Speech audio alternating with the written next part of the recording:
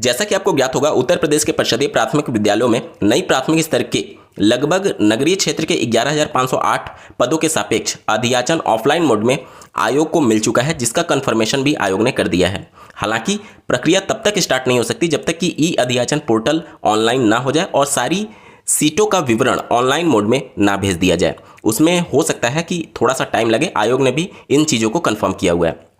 अब इन सब के बीच में उत्तर प्रदेश में एक्चुअल कितने पदों पर भर्ती होगी, उस पर बहुत बड़ा सवाल या निशान है। ग्रामीण क्षेत्रों के पदों को इसमें जोड़ा जाएगा या नहीं। इसके अलावा जो नगरीय क्षेत्र हैं उसमें भी पदों के विवरण में घट या फिर बढ़ सकती है। ऐसा क्यों? क्योंकि अभी उत्तर प्रदेश में समायोजन की प्रक्रिया चल रही है। समायोजन का मतलब कि ऐसे कैंडिडेट जो कि ट्रांसफर चाहते हैं या फिर जो छात्र शिक्षक अनुपात के हिसाब से जहां पर सरप्लस में टीचर है और जहां पर टीचर्स की रिक्वायरमेंट है, उन दोनों को आपस में मर्ज करके एक ऐसी व्यवस्था बनाई जाएगी ताकि पीपल टीचर रेशियो के हिसाब से सभी विद्यालयों में एक समकक्षता आ सके। और उसके बाद कितने टीचर की रिक्वायरमेंट होगी पीपल टीचर रेशियो के हिसाब से, उससे मिलान किया जाएगा ई अधियाचन पोर्टल जो ऑनलाइन होगा उस पर जो डेटा भेजा गया है उससे, और उसके बाद एक्चुअल कितने पोस्ट हैं उसके बारे में हमें पता चल पाएगा। अब इसी के बीच में ये जो समायोजन की प्रक्रिया थी ये कई बार माननीय हाईकोर्ट के दहलीज पर गई और उसके बाद से जो जजमेंट आया उसके बाद से समायोजन की प्रक्रिया आगे रनिंग प्रोसेस में है। अब हाईकोर्ट ने एक जजमेंट दिया कि ऐसा कोई भी विद्यालय जहां पर केवल एक शिक्षक के माध्यम से विद्यालय रन हो रहा है वहां पर मिनिमम 2 टीचर आपको रखना होगा। इसका आधार क्या बना? आरटी एक्ट में अगर आप प्यूपिल टीचर रेशियो के बारे में देखेंगे तो साफ तौर पर लिखा गया है कि जनरली हम लोग ये समझते हैं कि 30 छात्रों पर एक शिक्षक की रिक्वायरमेंट होती है, लेकिन आरटी एक्ट में ऐसे डिफाइन नहीं किया गया। आरटी एक्ट में ये कहा गया है कि ऐसे विद्यालय जहां पर 60 से कम बच्चे हैं वहां पर मिनिमम 2 टीचर आपको रखना होगा।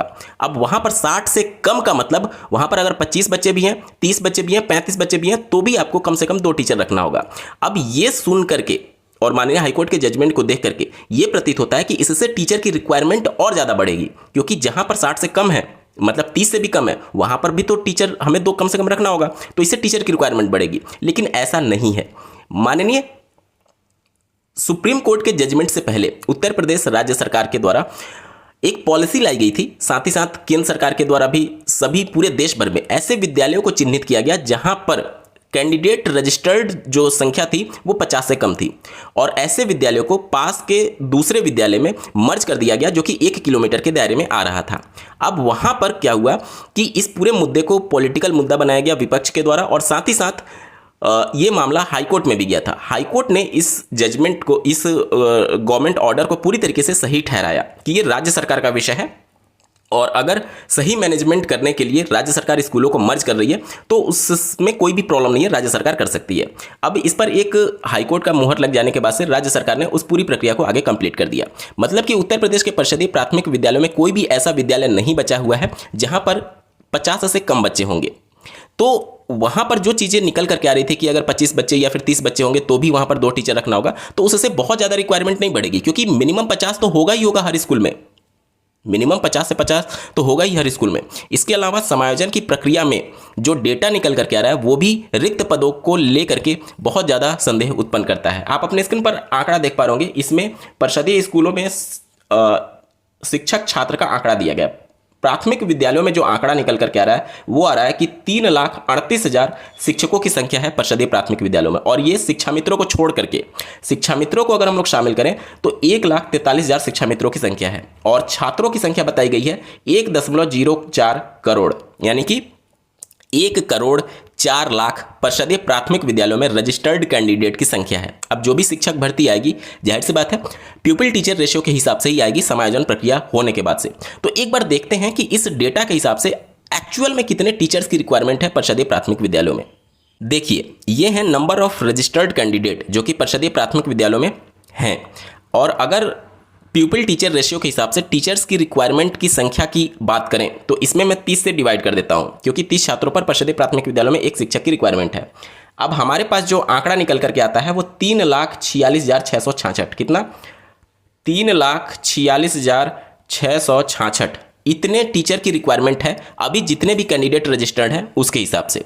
और अगर हम लोग देखें जो न्यू सेशन 2026-27 है उसमें एडमिशन की प्रक्रिया कंप्लीट हो चुकी है। हालांकि स्कूल चलो अभियान के अंतर्गत 1 जुलाई से पुनः वो सारी चीज़ें चलेंगी, प्रोसेस चलेगा, लेकिन अगर आप पिछले 2-3 सालों से देखेंगे तो लगभग जो एडमिशन है वो बहुत कम हो चुका है परिषदीय प्राथमिक विद्यालयों में। अब इतने टीचर की रिक्वायरमेंट है और एक्चुअल टीचर कितने हैं अभी, उस डेटा के हिसाब से 3,38,000 है। कितना?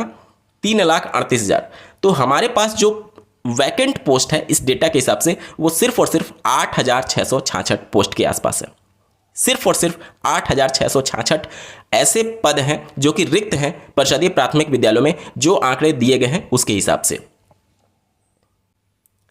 वहीं पर उच्च प्राथमिक स्कूलों की अगर हम लोग बात करें तो यहां पर शिक्षकों की संख्या 1,20,000 बताई गई है और अनुदेशकों की संख्या 25,223 बताई गई है। और यहां पर छात्रों की संख्या, ये टाइपिंग मिस्टेक है, 44.14 करोड़ नहीं होगा बल्कि ये लाख में होगा, 44.14 लाख आंकड़े हो सकते हैं। तो इसके हिसाब से अगर हम लोग प्यूपिल टीचर रेशियो निकालें अपर प्राइमरी में, तो अपर प्राइमरी में 35 छात्रों पर एक शिक्षक की रिक्वायरमेंट होती है आरटी एक्ट 2009 के अनुसार। देखिए ये नंबर ऑफ रजिस्टर्ड कैंडिडेट है, इसमें मैं डिवाइड कर देता हूं 35 से, क्योंकि 35 छात्रों पर एक शिक्षक की जरूरत होगी। तो यहां पर जो हमारे पास आंकड़ा निकल करके आता है वो आता है 1,26,114। कितना?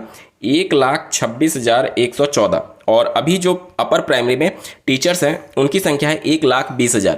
ठीक है, तो हमारे पास जो रिक्त पद है अपर प्राइमरी में इस डेटा के हिसाब से वो 6,114 पद रिक्त हैं अपर प्राइमरी में। तो वहाँ पर भी समायोजन की प्रक्रिया चल रही है, उसके बाद ही एक्चुअल डेटा का हमें पता चल पाएगा। तो देखना होगा कि इन सभी चीज़ों को लेकर के उसके बाद से अध्याचन जब ई पोर्टल ऑनलाइन होगा, उसके बाद से जब पदों को फिर से क्रॉस वेरीफाई किया जाएगा तो क्या ये चीज़ें हो पा रही हैं या फिर नहीं हो पा रही हैं, वो भी एक बहुत बड़ा सवाल होगा। चलिए बढ़ते हैं अगली खबर की तरफ। अगली खबर उन लोगों के लिए बहुत ज़्यादा महत्वपूर्ण है जो कि एक साथ किसी रेगुलर कोर्स में एडमिशन भी ले लिए हैं और क्लासेस भी नहीं करते हैं, और साथ ही साथ किसी प्राइवेट संस्था में या फिर किसी सरकारी संस्था में कार्यरत रहते हैं और उसी दौरान वो कोर्स को रन कर रहे होते हैं।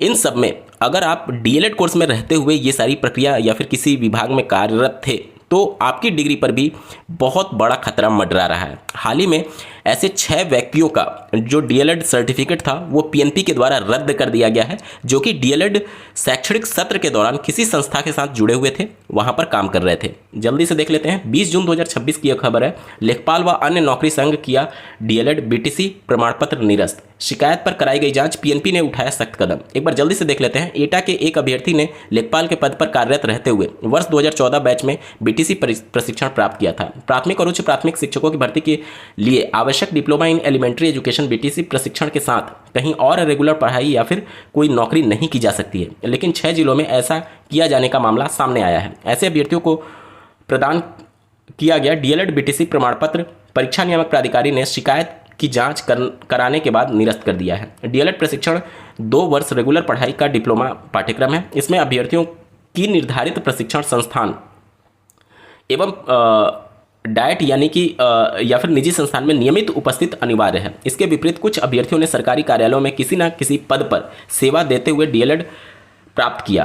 प्रशिक्षण पूर्ण हो जाने के कई वर्ष बाद कुछ अभ्यर्थियों के विरुद्ध पीएनपी कार्यालय में अलग अलग शिकायतें की गई, जिसकी तत्कालीन पीएनपी सचिव ने जांच कराई। इसमें एक प्रकरण एटा जिले का है। एटा के अभ्यर्थी ने लेखपाल के पद पर कार्यरत रहते हुए वर्ष 2014 बैच में बीटीसी प्रशिक्षण प्राप्त किया। इसी तरह वर्ष 2013 बैच में बीटीसी प्रशिक्षण के समय गाजीपुर का एक अभ्यर्थी अनुदेशक के रूप में कार्यरत रहे हैं। इसके अतिरिक्त चंदौली के अभ्यर्थी ने बीटीसी प्रशिक्षण बैच 2015 के दौरान चिकित्सा विभाग में डाटा ऑपरेटर के पद पर ड्यूटी की, जबकि कौसाम्बी में एक अभ्यर्थी ने पंचायत सहायक के रूप में कार्यरत रहने के दौरान डीएलएड प्रशिक्षण 2022 पूरा किया। मेरठ और कासगंज में भी ऐसे मामले सामने आए हैं। शिकायत सही मिलने पर पीएनपी ने इनके प्रमाण पत्र निरस्त कर सूचना संबंधित प्रशिक्षण संस्थान को भेज दी है।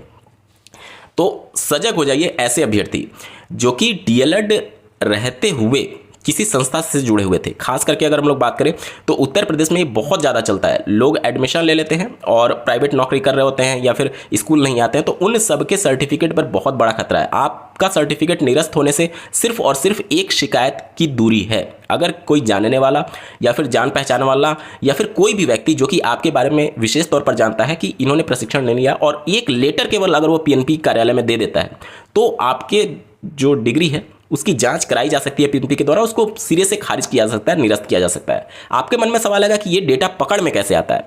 देखिए, जब भी आप कहीं किसी संस्था से जुड़े होते हैं, चाहे सरकारी हो या फिर प्राइवेट हो, तो जो भी एम्प्लॉयर होता है वो आपका कंट्रीब्यूशन जो ईपीएफ होता है, एम्प्लॉय प्रोविडेंट फंड, उसमें सबमिट करता है, जो कि यूनिवर्सल अकाउंट नंबर यूएएन से पूरी तरीके से लिंक होता है। अब किसी एक व्यक्ति का अगर पीएफ अकाउंट क्रिएट हो गया तो उससे यूएएन जो लिंक होगा वो आपका पूरे जिंदगी भर में एक ही बन सकता है। मतलब कि आपका डेटा कहीं से भी ट्रैक किया जा सकता है। पीएनपी चाहे तो उसे भी ट्रैक कर सकती है या फिर कोई दूसरी संस्था भी ट्रैक कर सकती है कि इस कैंडिडेट ने किस वर्ष में कहां पर किस कंपनी के साथ काम किया हुआ है, क्योंकि वहां पर एम्प्लॉयर का जब कंट्रीब्यूशन होगा तो वहां पर एंट्री दिख रही होती है। जैसे बैंक में जब आप अपना पासबुक प्रिंट कराते हैं तो कौन कौन से ट्रांजैक्शंस हुए हैं वो सारी एंट्रीज दिखती है, उसी तरीके से ईपीएफ में भी वो सारी एंट्रीज दिखती है। तो जब भी इस तरीके के शिकायत मिलते हैं तो उसको क्रॉस वेरीफाई किया जाता है कि क्या इस प्रकार की कोई एंट्री है, और अगर है तो सीधे तौर पर यह प्रूफ हो जाता है कि आपने प्रशिक्षण के दौरान किसी संस्था के साथ जुड़े हुए हैं या फिर नौकरी कर रहे थे। चूंकि डीएलएड रेगुलर कोर्स में आपने एडमिशन लिया है तो आपका संस्थान में उपस्थित होना अनिवार्य है, और अगर अनुपस्थिति है चाहे किसी भी माध्यम से तो पूरी तरीके से आपका जो सर्टिफिकेट है उसको निरस्त करने के आदेश दे दिए जाते हैं। इससे पहले भी कई जो सर्टिफिकेट थे उसको निरस्त किया गया, और अब 6 अलग अलग जिलों में अभ्यर्थियों के जो सर्टिफिकेट है उसको निरस्त होने का मामला सामने आया है। भविष्य में भी ये प्रक्रिया जारी रहेगी। अगर किसी भी कैंडिडेट के द्वारा कोई भी शिकायत की जाती है तो अगर आप प्रशिक्षण कर रहे हैं तो इस प्रकार की गलती बिल्कुल भी ना करें। एक गलती आपका पूरा भविष्य बर्बाद कर सकती है। उम्मीद करता हूं आपके सभी डाउट्स क्लियर हो गए होंगे। चलिए बढ़ते हैं अगली खबर पर। जैसा कि आपको ज्ञात होगा, टीजीटी पीजीटी का प्रस्तावित जो भर्ती है उसमें लगातार अभ्यर्थी मांग कर रहे हैं कि पुरानी नियमावली से भर्ती का विज्ञापन जारी किया जाए, जिसमें बीएड अनिवार्य नहीं था पीजीटी पोस्ट के लिए, और टीजीटी पोस्ट के लिए भी कुछ एक पदों के लिए बीएड अनिवार्य नहीं था।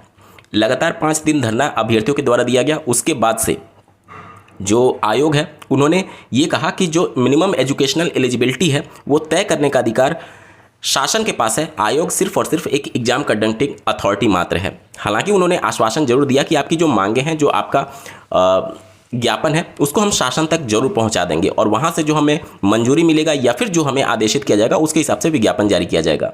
अभ्यर्थियों ने ज्ञापन दे दिया और कहा कि अगर इस पर कार्रवाई नहीं होती है तो हम फिर से मजबूर होंगे अपनी मांगों के लिए आवाज़ बुलंद करने के संदर्भ में। इसके संबंध में एक आर्टिकल देख पा रहे होंगे, पुरानी नियमावली से भर्ती की मांग पर कल फिर धरना। यहाँ पर देख सकते हैं टीजीटी पीजीटी की भर्ती का नया विज्ञापन पुरानी नियमावली के आधार पर जारी करने की मांग को लेकर के प्रतियोगी छात्रों का आंदोलन फिर तेज होगा। यहाँ पर जो छात्र आंदोलन कर रहे थे उनके द्वारा फिर से ये प्रतिबद्धता जाहिर की गई है कि जब तक मांगे पूरी नहीं की जाएंगी तब तक ये धरना प्रदर्शन जारी रहेगा। हालांकि जो गाइडलाइंस है एनसीईटी की वो ये कहती है कि टीजीटी हो या फिर पीजीटी हो, दोनों में सभी पदों के लिए जो बीएड है वो पूरी तरीके से अनिवार्य है। राज्य सरकार के द्वारा वर्षों से पीजीटी पोस्ट के लिए बीएड अनिवार्य नहीं किया गया था, बल्कि यहाँ पर उनको प्राथमिकता दी जाती थी ऐसे कैंडिडेट जो कि बीएड नहीं थे। तो अब इन सब के बाद से बीएड अनिवार्य हो गया है। जो नई नियमावली जारी हुई है उसमें बीएड अनिवार्य कर दिया गया है, और लगभग सभी विषयों के लिए भी बीएड अनिवार्य कर दिया गया है। तो देखना होगा इन सभी मुद्दों पर आयोग और शासन क्या कुछ डिसीजन लेती है।